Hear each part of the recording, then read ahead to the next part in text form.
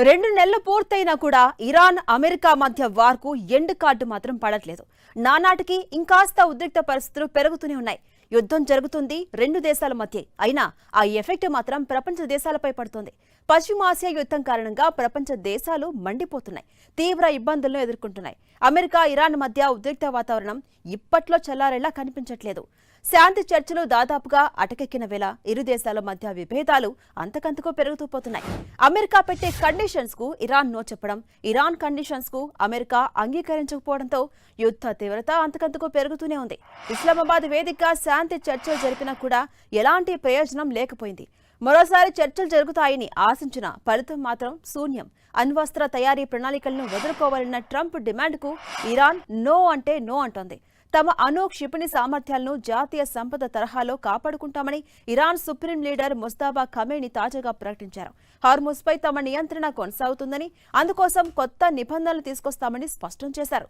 Persian Gulf కు వచ్చే అమెరికన్లను సముద్రంలో ముంచేస్తామని వార్నింగ్ కూడా ఇచ్చారు. అమెరికాను పెద్ద సైతాన్లా అభివర్ణించిన ముజ్తబా పర్షియన్ గల్ఫ్ లో అమెరికన్లకు పనేంటి అని ప్రశ్నించారు.